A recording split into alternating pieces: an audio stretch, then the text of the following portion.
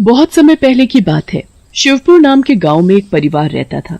उस परिवार में दादा दादी, उनका बेटा मोहन, बहू बिमला और उनके 2 बच्चे रिक्कू और पिंकी रहते थे। उस घर में बहुत सी भैंस, बकरियां और एक मोती नाम का कुत्ता भी रहता था। मोहन भैंस और बकरियों का दूध निकालकर शहर में जाकर बेचता था। बिमला घर पर रहती और घर के कामों में ही उसका पूरा दिन निकल जाता था। अरे बच्चों, ये तुम यहाँ कहाँ खेल रहे हो? चलो बाहर आंगन में जाकर खेलो और इस कुत्ते को भी यहाँ से लेकर जाओ। मुझे समझ नहीं आता कि इस कुत्ते को घर में क्यों रखा है। जब इसे कोई पसंद ही नहीं करता तो इसे निकाल क्यों नहीं देते? बस ये बच्चों की जिद की वजह से इसे यहाँ रखना पड़ रहा है। क्या हुआ माँ, आप हमेशा मोती के साथ ऐसा क्यों करती हो? कोई नहीं पिंकी, चल हम आंगन में चलकर ही खेलते हैं। चल मोती, वहाँ हम ज्यादा मजे कर सकते हैं। पूरे दिन बिमला कमला का घर के कामों में ही निकल जाता। शाम को मोहन दूध बेचकर घर वापस आता है। अरे अभी मैंने बाहर सुना कि हरिया, जिसकी नुक्कड़ पर परचून की दुकान है, वो कल रात से गायब है। उसके परिवार का तो रो रो कर बुरा हाल है। अजी, पर कल ही तो मैं उनसे घर का सामान लाई थी। ऐसे कहाँ चले गए वो बिना बताए? भगवान जाने। सब साथ में खाना खाते हैं और उसके बाद अपने अपने कमरे में सोने चले जाते हैं। आधी रात को वो चुड़ैल वापस आती है और इस बार वो एक औरत को उठाकर ले जाती है। अगले दिन फिर से गांव में हंगामा हो जाता है कि वो औरत अचानक कैसे गायब हो गई। हर रात चुड़ैल गांव के लोगों को उठा ले जाती और पिंजरे में बंद कर देती। अब तो गांव वालों के अंदर डर बैठ गया था कि आखिर गांव के लोग ऐसे कैसे और कहाँ गायब हो रहे हैं। एक रात वो चुड़ैल मोहन के घर भी आ जाती है, पर मोती उसे देखकर जोर जोर से भौंकने लगता है। ये बच्चों ने भी ना क्या मुसीबत पाल के रखी है। इसने तो भौंक भौंक कर मेरी पूरी नींद ही खराब कर दी। अभी जाकर इसे भगाता हूँ। दादाजी धीरे धीरे उठकर बाहर पहुँचते हैं तो उनके होश ही उड़ जाते हैं। मोती एक चुड़ैल के ऊपर भौंक रहा होता है। चुड़ैल को देखकर दादाजी की तो आवाज ही नहीं निकलती। चुड़ैल दादाजी को पकड़कर एक सुनसान जगह ले जाती है। मोती भी उस चुड़ैल के पीछे पीछे भागता हुआ उस जगह तक पहुंच जाता है। उस जगह पर एक गुफा होती है जिसमें वो चुड़ैल रहती थी। उस गुफा के अंदर एक बहुत ही बड़ा पिंजरा होता है जिसमें बहुत सारे लोग बंद होते हैं।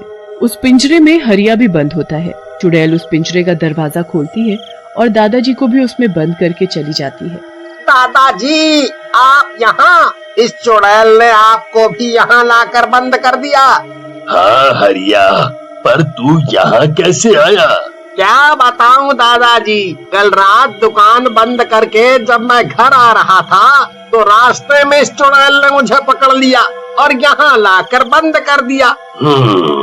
और वहाँ तेरे घर वालों का रो रो कर बुरा हाल है। वो तो यही सोच रहे हैं कि तू अचानक बिना बताए जाने कहाँ चला गया।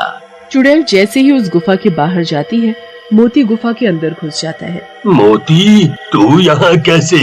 अच्छा हुआ मोती जो तू यहाँ आ गया।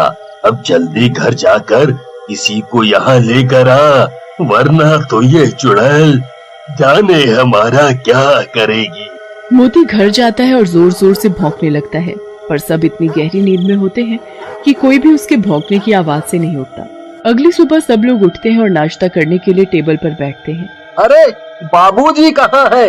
वो तो सबसे पहले टेबल पर नाश्ता करने आते हैं। शायद वो कहीं गए हैं, क्योंकि जब मैं उठी तो वो अपने बिस्तर पर नहीं थे। ओह अच्छा। सब लोग नाश्ता कर चुके होते हैं, पर दादाजी अभी भी घर नहीं आए हुए होते। काफी देर हो जाती है और फिर सब लोगों को उनकी चिंता होने लगती है।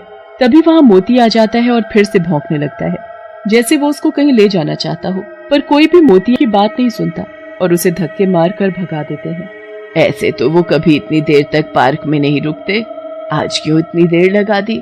मुझे तो चिंता हो रही है कि कहीं वो भी तो गायब नहीं हो गए। नहीं माँ, ऐसा कुछ नहीं हुआ, आप चिंता मत करो, मैं अभी बच्चों को पार्क में देखने भेजती हूँ। रिक्कू और पिंकी दादाजी को पूरे पार्क में ढूंढ आते हैं, पर वो कहीं नहीं मिलते। वो घर आकर सबको ये बताते हैं तो सब बहुत ही परेशान हो जाते हैं। वो आस पड़ोस में भी सबसे पूछ लेते हैं, पर फिर भी उनका कुछ पता नहीं चलता। वो रात होने तक उनको ढूंढते हैं, पर उनका कुछ पता नहीं चलता। थक हार कर सब घर वापस आ जाते हैं और उनके आते ही मोती फिर से भौंकना शुरू कर देता है।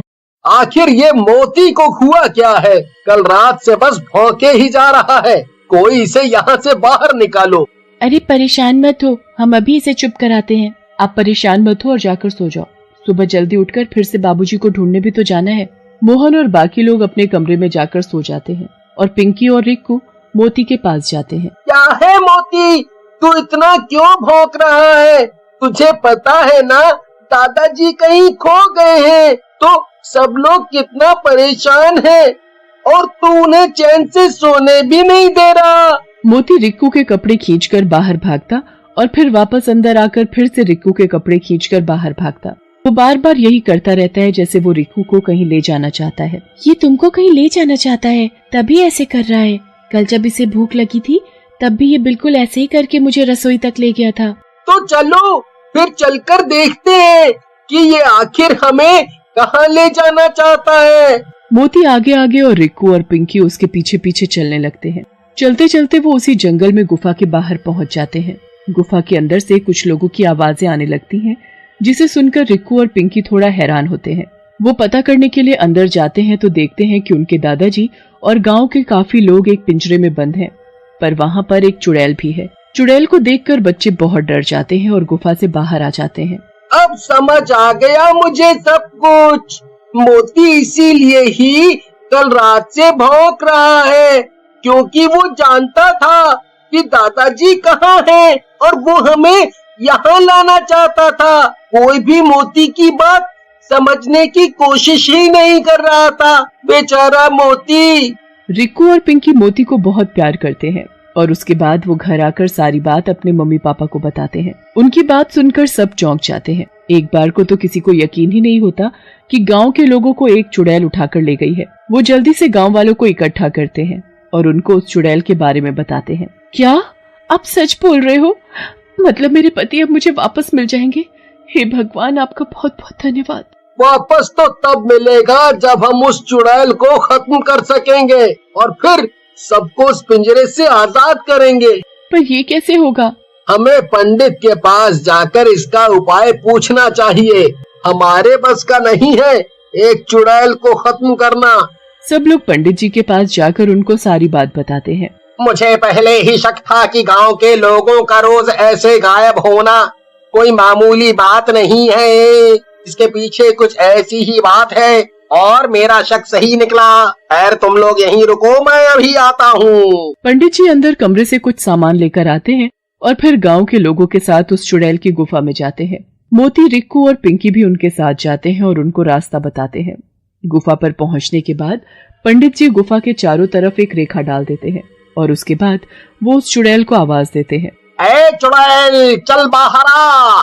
हमें सब पता चल चुका है कि तूने ही गांव के लोगों को गायब करके एक पिंजरे में बंद कर रखा है। कौन है तू और तेरी इतनी हिम्मत जो तू यहाँ आकर मुझे पुकार रहा है? लगता है तुझे भी पकड़कर मुझे पिंजरे में बंद करना पड़ेगा। चुड़ैल पंडित को पकड़ने के लिए आगे बढ़ती है, पर पंडित की बनाई हुई रेखा उसे आगे नहीं बढ़ने देती। वो जैसे ही उस रेखा से आगे बढ़ने की कोशिश करती है तो उसके शरीर को एक झटका लगता है। तुम हम तक नहीं पहुंच सकती, इसलिए अच्छा होगा कि तुम सब लोगों को आजाद कर दो।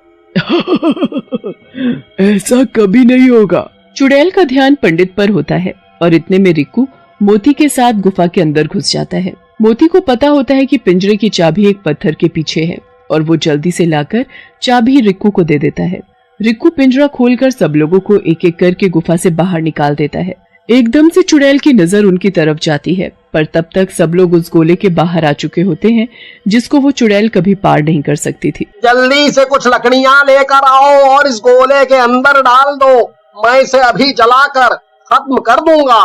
नहीं नहीं, तुम ऐसा नहीं कर सकते, मैं तुम्हें जिंदा नहीं छोड़ूंगी। सब लोग इधर उधर से लकड़ियां इकट्ठी करके गोले में डालने लगते हैं। मोती भी उनकी बराबर मदद करता है। लकड़ियां इकट्ठी होने के बाद पंडित जी उसमें आग लगा देते हैं और चुड़ैल वहीं जलकर राख हो जाती है। उसके बाद दादाजी मोती को गोद में उठा लेते हैं। हाँ, जिसकी वजह से हम सब बच पाए हैं और हम हमेशा इसको दुत्कारते रहते थे। हमें माफ कर देना मोती, हम अब ऐसा दोबारा कभी नहीं करेंगे। मोती खुशी से अपनी पूंछ हिलाने लगता है। वो मोती को खूब प्यार करते हैं और हमेशा उसे अपने घर के सदस्य की तरह रखते हैं।